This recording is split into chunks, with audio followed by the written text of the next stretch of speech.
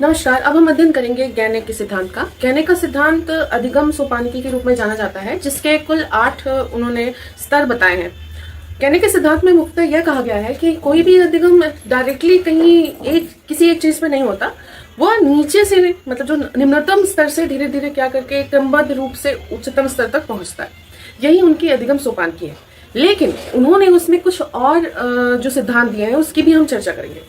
अगर गैने के मूल सिद्धांत जो पदानुक्रम का सिद्धांत है, जिसको अधिगम सोपानकी कहती हैं, उसकी चर्चा करें तो वो कंडीशन ऑफ लर्निंग जो उनकी बुक है, अक्सर ये क्वेश्चन भी पूछता है कि कंडीशन ऑफ लर्निंग किसकी किताब है, तो गैने की ही है। तो उन्होंने उसमें जो सिद्धांत है अधिगम के, उसके कितने सोपान है और कैसे किस स्तर से किस स्तर तक वो जाता है, तो उसकी चर्चा उन्होंने करी है। तो गैने की अधिगम सोपानकी है जो वो अष्ट पदानुक्रम अधिगम यहाँ पर उन्होंने बताया, अर्थात 8 कुल उसके पदानुक्रम है। पहला जो पदानुक्रम है आपका वह है संकेत अधिगम। यह गैने के अनुसार सबसे निम्नतम स्तर होता है। निम्नतम स्तर से आप समझिए कि मतलब अगर कहें कि सबसे जैसे निचले स्तर का जो अधिगम उन्होंने माना है गैने के अनुसार, वह संकेत अधिगम है। संकेत अधिगम जो है, इसका अगर हम इसकी चर्चा करें तो संकेत अधिगम को हम जानते हैं, जैसे एक सिद्धांत की बात हम करें, पावलाव का सिद्धांत संकेत अधिगम का एक जीवंत उदाहरण है। संकेत अधिगम में हम किसी लर्नर को उद्दीपक प्रस्तुत करते हैं और उस उद्दीपक के प्रति उससे क्रिया कराते हैं। ये देखिए, अगर एक मनोव्यवहारवादी एक सिद्धांत जो कहे, वह बिल्कुल इसकी आलोचना करता है कि लालच देके किसी को कुछ कार्य कराया जाए। तो यहाँ पर उन्होंने जब बात कही है संकेत अधिगम की, तो उसका तात्पर्य यही है कि जैसे पावलाव ने जिस प्रकार के सिद्धांत दिए हैं, उस प्रकार के जितने भी अधिगम जिसमें किसी संकेत या उद्दीपक के निमित्त कार्य किया जाता है, अपने लिए नहीं बल्कि उस उद्दीपक के प्रति जो हमारे अंदर उसको प्राप्त करने की इच्छा होती है, उत्तेजना होती है, उससे जो हम प्राप्त करते हैं, उस प्रकार के अधिगम आपके संकेत अधिगम कहा जाते हैं। दूसरा जो है आपका उद्दीपक अनुक्रिया अधिगम। इसको आप जान लीजिए, जो स्किनर का सिद्धांत है। स्किनर का सिद्धांत उद्दीपक अनुक्रिया स्तर का सिद्धांत है।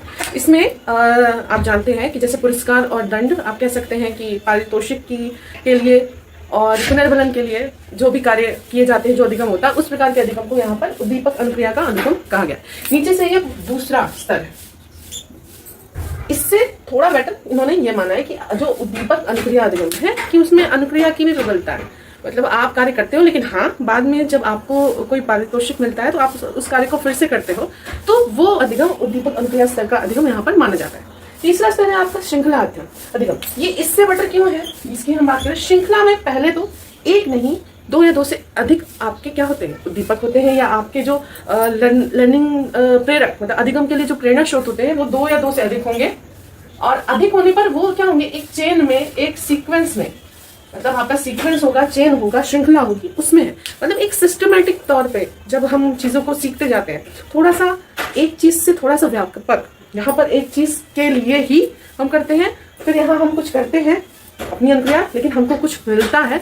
अगर वो धनात्मक मिलता है तो उसको फिर से करते हैं, लेकिन गड़बड़ क्या होगा, अगर ऋणात्मक मिलता है तो हम उसको नहीं करना चाहते। यहाँ पे मतलब अगर बाई चांस आपको निगेटिव मिल गया तो आप उस क्रिया को नहीं करना चाहते, तो इसलिए निगेटिव को हटाना पड़ता है। तो वो दूसरा स्तर है। इससे अच्छा स्तर आपका क्या है कि आप एक श्रृंखलाबद्ध रूप से कार्य करते हैं।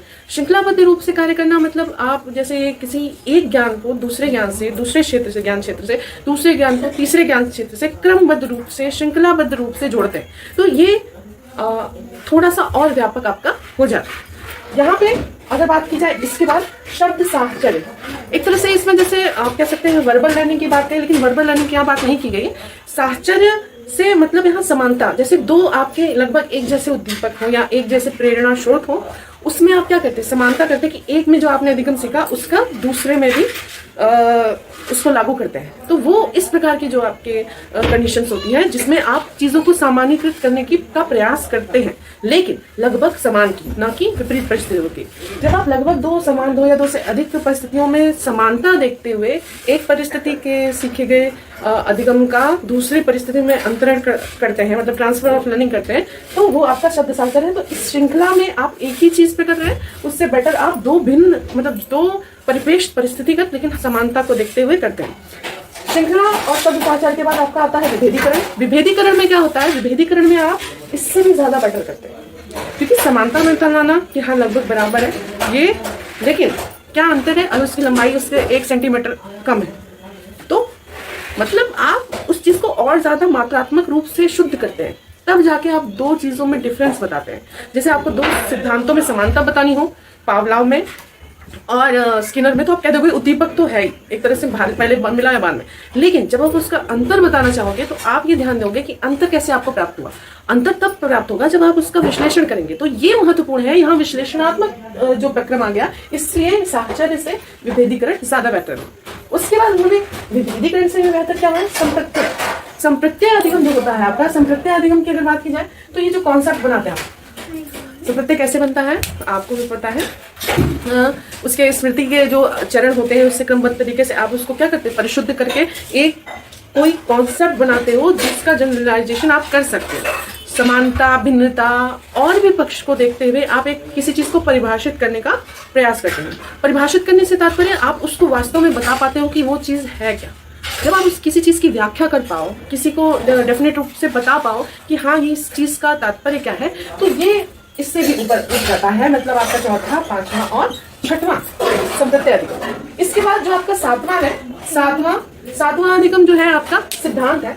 यहाँ पे अब आप उस चीज को जो आपने पूरा परिभाषीकरण किया है उस चीज को और बेटर करते हो एक सिद्धांत के रूप में।